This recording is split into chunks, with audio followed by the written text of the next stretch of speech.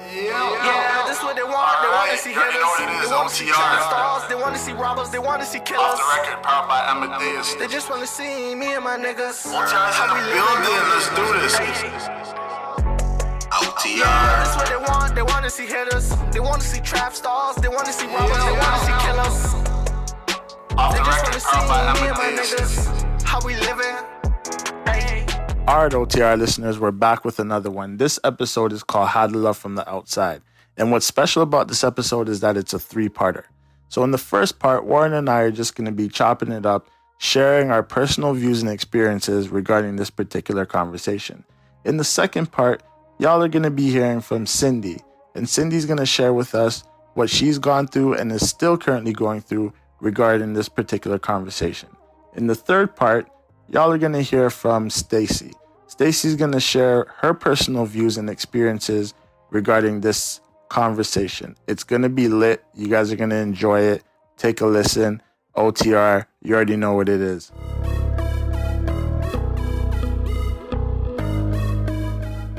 All right, welcome back to OTR. Thank you guys for listening. Thank you guys for tuning in. The feedbacks, we welcome it. You're listening to me, Caldrick, and your boy Warren G-Wog. Go on. all right, so we're going to jump right into it. This episode is called How to Love from the Outside. And basically what that means is, for the individuals that do time, for the ones that have to go in and do time, like myself and Warren, having a loved one on the outside or that special someone that's also going through it too because, well, they don't have you around and, they're worried about you on the inside and also how do they cope with it and how do they get by their daily lives because it's rough. We all know that.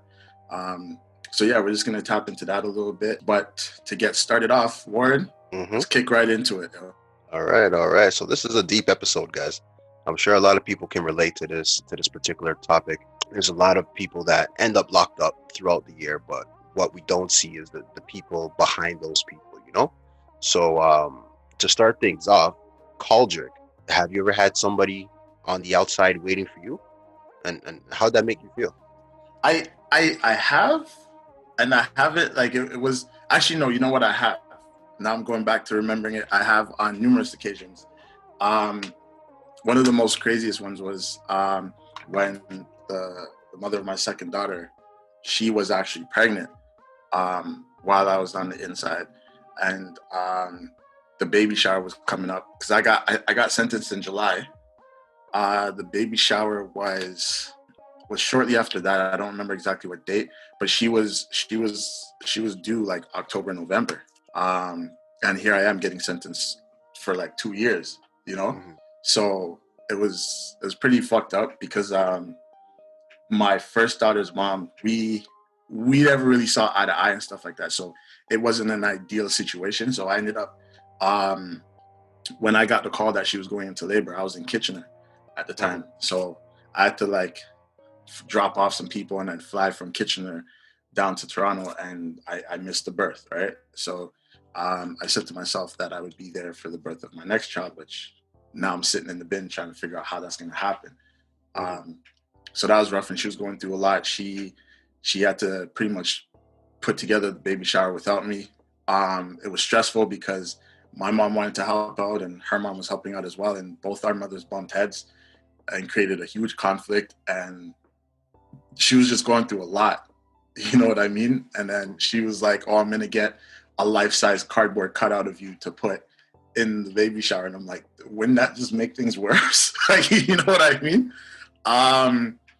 And then it was not just the baby shower, but also her, going through giving birth without me there. So I know that was emotionally wrecking for her. But the good thing that happened with that was, I think I spoke about it in my last episode. I got TAP, and for those of you that might not have gotten a chance to listen to the last episode, TAP is just called a temporary absence program, where you're allowed to be, you're serving time, but you're allowed to be outside for a period of time for whatever reason is deemed important enough by the justice system. So that's what I got, and I was able to be there, not for the baby shower, but I was able to be there for the birth.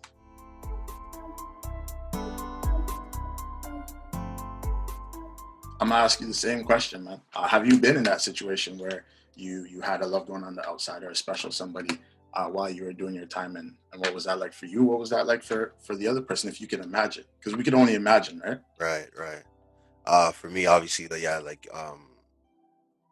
doing my long bid. When I first got incarcerated, um, I was on rocky terms with my baby moms, but she was still the one holding me down for a good chunk of my time. Um, how to make me feel? First of all, it made me feel good. Like everybody needs that support when you're in there. You know what I'm saying? Like you need somebody to pick up your calls when you know when you're making a press on those little bell phones that they have circulating in those jails, right? You need somebody to drop your canteen money. You need somebody, to write you a letter or send you a birthday card just to Yeah. make you feel good, Like it's just those little acts of support that keeps you human. You know what I'm saying? So I needed that. I thrived on that. I survived on that. Hmm. How she felt, and I can probably speak for her because she told me numerous times. She hated it, and like you can't blame her. You know what I'm saying? Like she was effectively doing time the same way I was doing time. Like even though she wasn't inside behind the barbed wire and steel bars, Hmm. she was still affected as much as I was. You feel what I'm saying? So she hated it, and I think, not even think, I know she ended up resenting me Hmm. for it. It's because like when I got a life sentence, she got a life sentence. But eventually, and I'm sure a lot of people can relate. Hmm. Um, she ended up going her separate ways because unlike my situation, she could walk away. Um, so when she left, that was obviously devastating, and Yeah. I had to like readjust and figure myself out. But yeah, that support is crucial for inmates, but it is Hmm. also a different look for people on the outside, and I'm very very curious and excited to hear our guest speaker speak about her experiences from the other side. You know what I'm saying? Question. So did you guys end up getting back together, or that that was done when she decided to walk away, or when she couldn't, she Yeah. made that choice? To make a long story short, yeah, she ended up walking away. There was a lot of back and forths. You know what I'm saying? It got to the point where I became Hmm. dependent on Hmm. her support, and whenever she would like pull away, I would like try to like do everything in my power to keep her, even though I knew that it was probably best for her to go. You feel what I'm saying? Um, of course, a lot of her family and friends were also, probably telling her Hmm. to to leave me because who wants to see their friend chain themselves to somebody that's doing a life sentence, right? But yeah, eventually she made the decision that like this wasn't what she wanted to do, Hmm. and yeah, and she left. Um, what really fucked me up over her leaving is because she was my baby mom. So like when she left, like I lost. I didn't want to say access to my kids, but I lost that lifeline to my kids where I was able to talk to them every day. Now it's like I went a good 2 years without talking to my kids. You know what I'm saying? So yeah, to answer your question, nah, she didn't stay, and it was devastating. But I'm pretty sure that she needed that. You know what I'm saying? And I don't hate her for that, but that's where at. That's how that went.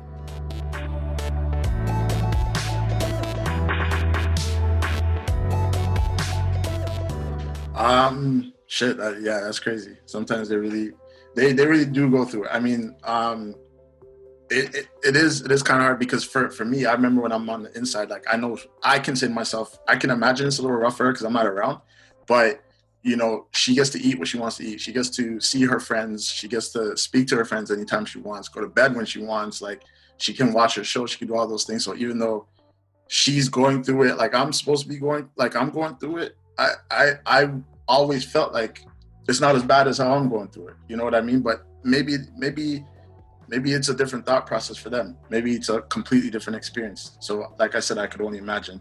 I wanted to ask you though, did you in any way feel guilty for asking for that support from that other person, mainly financially support and things like that. Oh yeah, for sure. That was one of the daggers that ended up taking our relationship out. Okay. Because again, when they hit me with life, then the question now remains like, how is she gonna support herself with two kids by herself? You feel what I'm saying? And Mhm. when you're in a bucket and you're waiting trial, like your friends and your family, those who support you sometime-ish, they're still there because there's a chance of you coming home. Right. But in my situation, when I got life, it was pretty much like someone pulled the trigger on me and I died, right? So there was no reason for my friends to continue to support or some of my families to continue to support. And she felt that the most out of everyone. What was once a 2-income family had, went down to a 1-income family. And that's stress a lot. That's stress enough. You know what I'm saying? Yeah. So I can imagine. when you're in those kind of places, you rely on your support heavily for financial contributions for your canteen. Even every time you call your peoples, they have to pay for your calls. So you know what I'm saying? So like she was literally paying every time I called, and like I said before, I relied heavily on my support. You know what I'm saying? So as I said before, she just ended up resenting me because not only was she chained to me, she had to fucking pay the toll to being chained for me, or she had to pay the toll for my mistakes.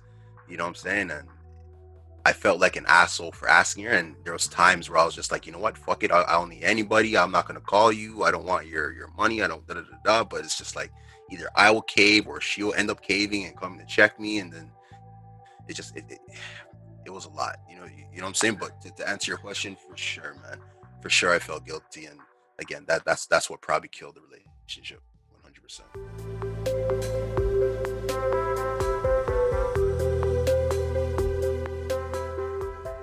Shit, yeah, that's heavy, and a lot of people go through that. I mean, for me, I went through that. Probably not as serious because, like I said, I didn't do much long time. I did a lot of short bids, but one thing I did do was you can never leave enough money to do such a long bid for sure. But for me, luckily, I was able. I had some money on the outside that I could say, okay, you know what, you can go and grab this and then bring it to me, or I had friends that knew that I was good for it, so they would just loan it to me. So they would give it to her, she would drop it off or whatever. But for the most part, like I said, my bids weren't really long. So the financial strain wasn't that crazy. But when I did my last time, I think it was 3 months, and within the 3 months, I had well, two to three girls come and drop me canteen money. You know what I mean?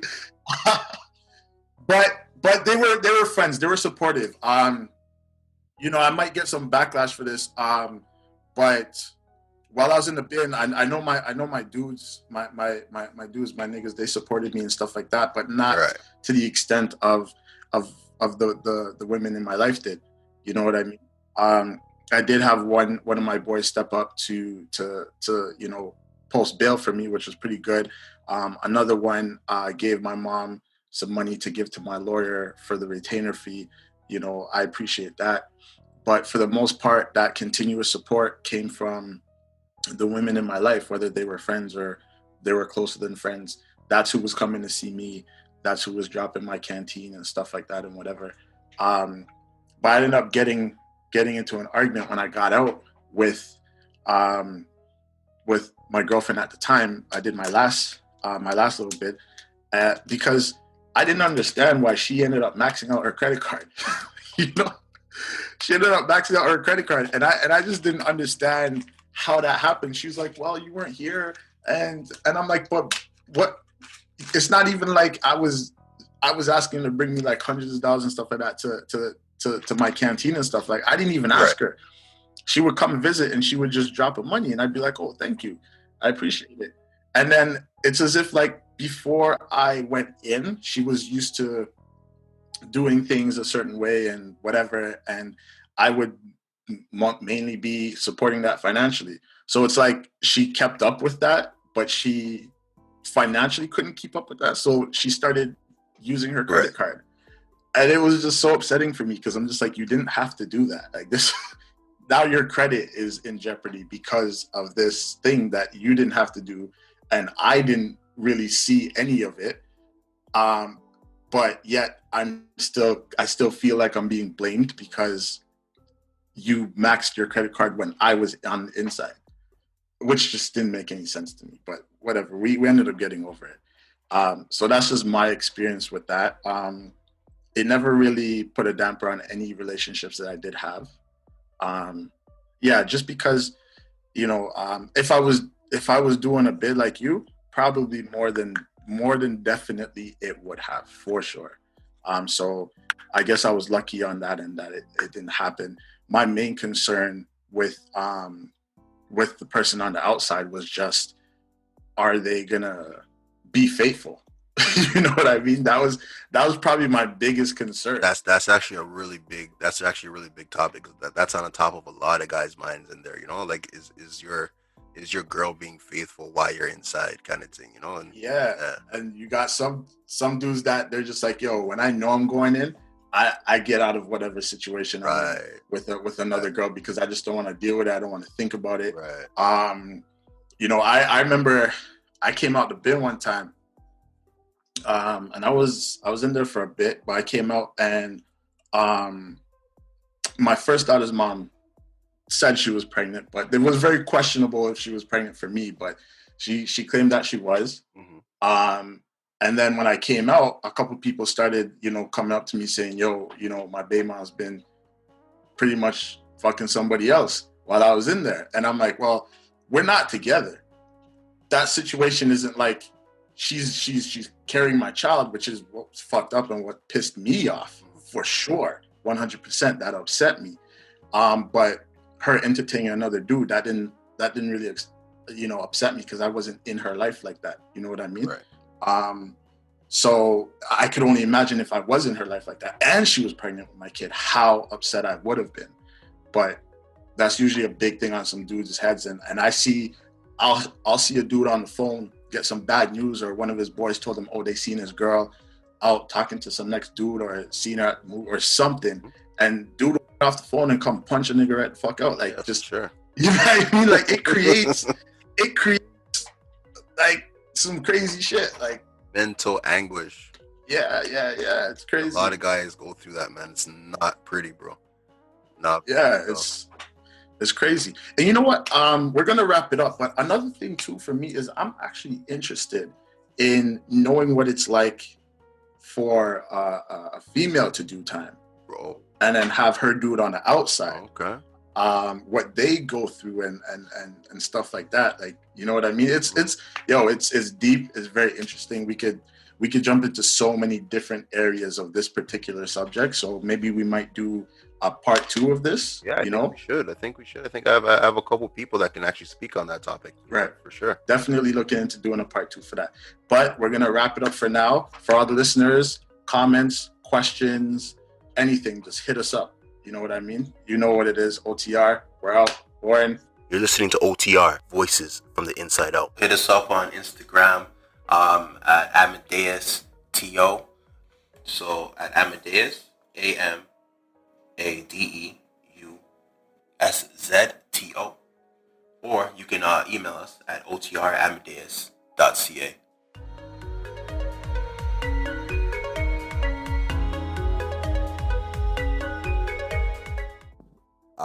You're dealing with vibes. Let's get into our featured artist and song. Before I do, let me ask you a question. Are you sick of this COVID shit? Or is it just me? I guess the question is almost rhetorical at this point, right? Take this track in. The artist, Ty Dre. The song, Greatest. You're listening to OTR, powered by Amadeus. Hey, what's going on? I hope everyone's doing well. I go by the name of Ty Dre. You're listening to Off the Record, powered by Amadeus, and I hope you enjoy my single, Greatest.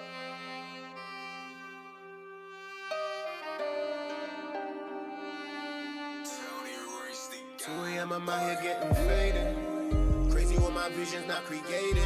And let nobody else determine what your fate is. We was out here searching for a way in. And when you doubt yourself, you could be at your greatest. Don't waste your time if you don't got just what it's taking. If you ain't losing sleep, no, you ain't dedicated. See, I've been grinding for some time, just waiting patient to show you what we making. I'm trying to be the greatest. Lately, I've been praying that we make it. Quarantine just got me feeling jaded. Up late every night, I'm getting faded. Probably should be pacing, but I feel amazing. Yeah, my mama probably think I'm going crazy. Told her I'm just trying to be the greatest. Can't wait till you hear what I created. I went from making plays straight to playing on the station. Yeah, I told you what it is, man. If you're going through some shit for COVID, you put that track on. That was the boy Ty Dre, song Greatest. You already know what it is, OTR. Voices from the inside out. And I've been putting in overtime just to show you all that you ain't never heard nothing like me or close on me before. Now you ain't heard about nothing like me. I'm out here getting faded. Crazy when my vision's not created. And let nobody else determine what your fate is. We was out here searching for a way in. When you doubt yourself, you could be at your greatest.